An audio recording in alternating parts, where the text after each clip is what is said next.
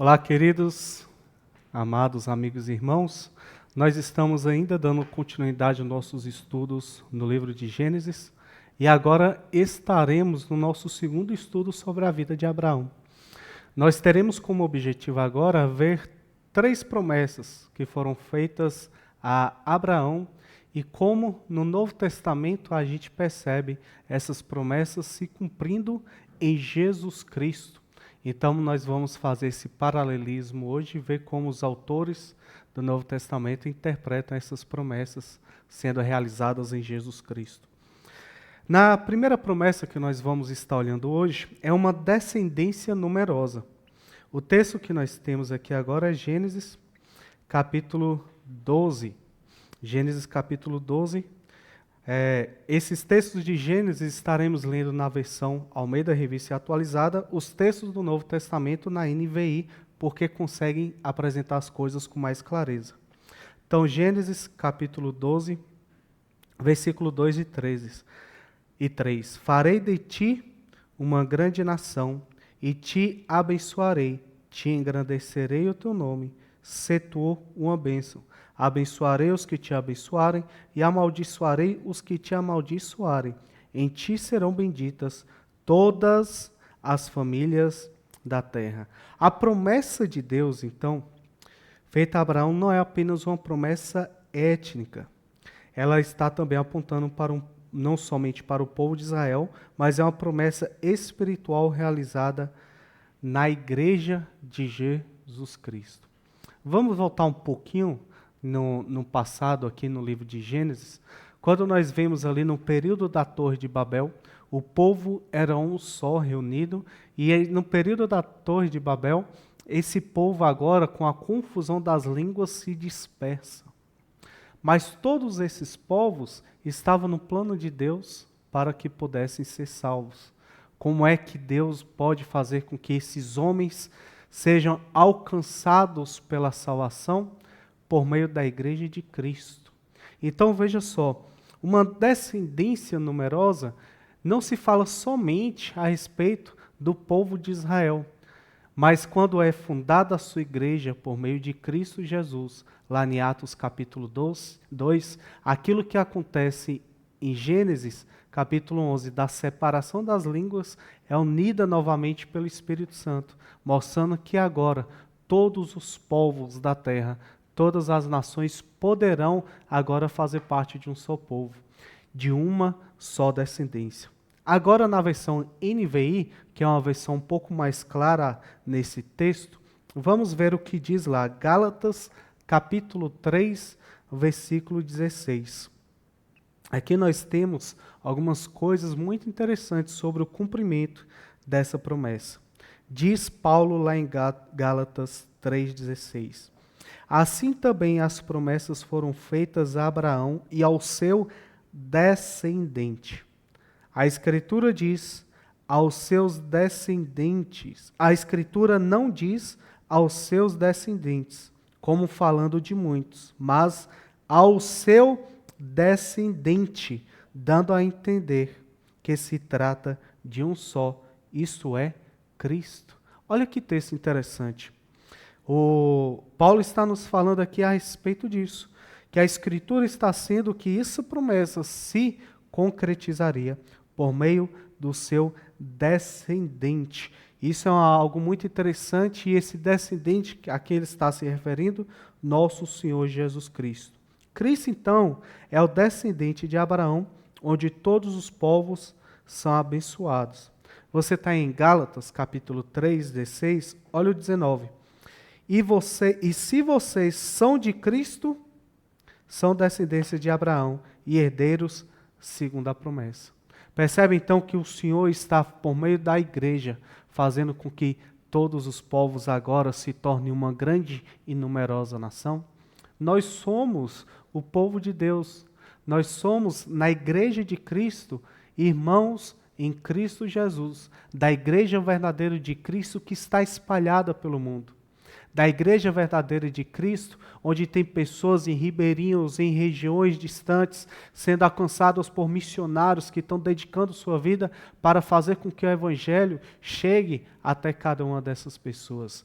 Esse número gigantesco que não se pode contar, esse número gigantesco que é como a areia da praia do mar, esse número gigantesco que é como as estrelas. Veja só que interessante, é o povo de Cristo, o povo que está sendo reunido por meio do alcance do Evangelho.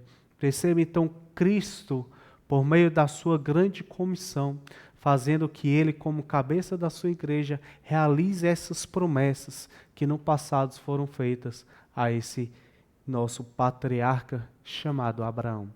Segundo ponto que eu queria falar com vocês, lá em Gênesis, após Abraão demonstrar confiança em Deus, deixando que Ló escolha a terra para onde ele quer ir, Deus lhe promete a terra de Canaã.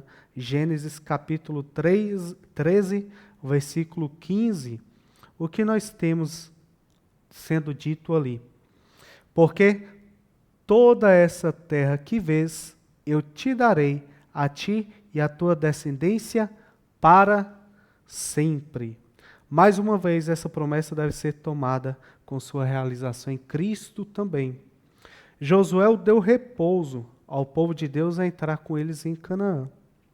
Um descanso momentâneo, porque esse povo, como vemos, sempre esteve se envolvendo em guerras, sempre esteve se envolvendo em conflitos, sempre esteve tendo esses momentos de dificuldade. Só que existe uma promessa de um descanso eterno, de um sábado eterno, e esse sábado, esse nosso descanso, é o nosso Senhor Jesus Cristo.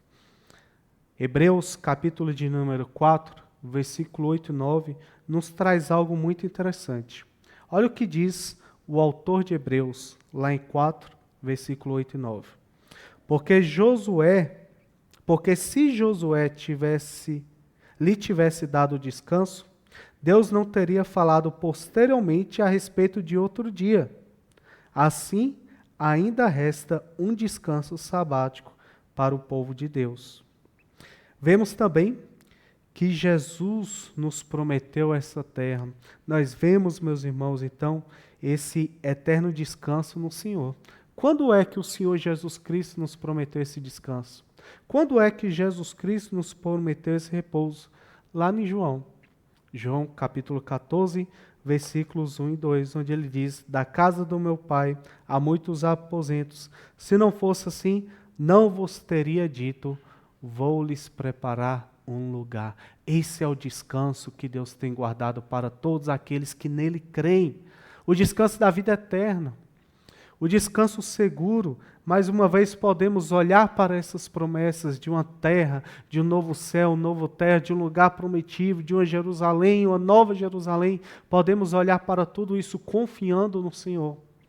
Há um paralelo interessante feito aqui em Hebreus, porque o nome de Josué seria o hebraico do nome de Jesus.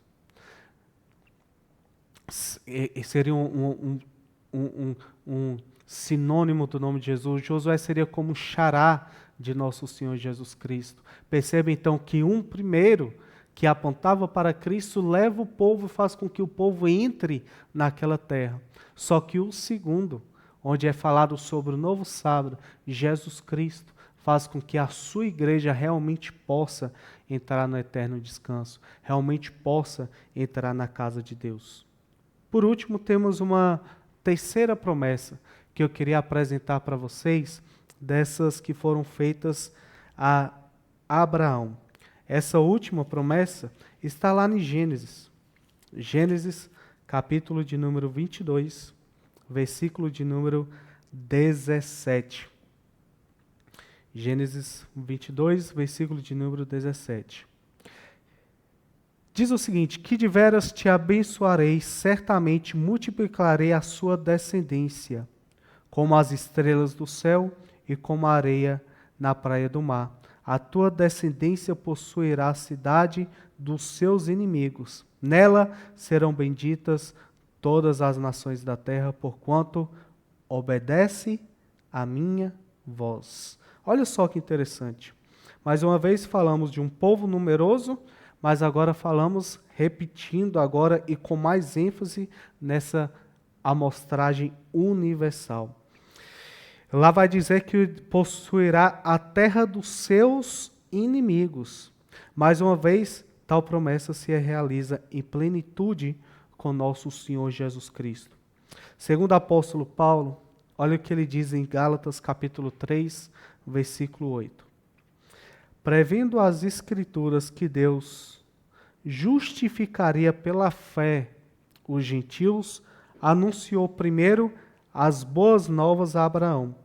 Por meio de você, todas as nações serão abençoadas. Olha só então, Paulo mais uma vez traz a nós essa reflexão. Por meio deles, todas as nações serão abençoadas.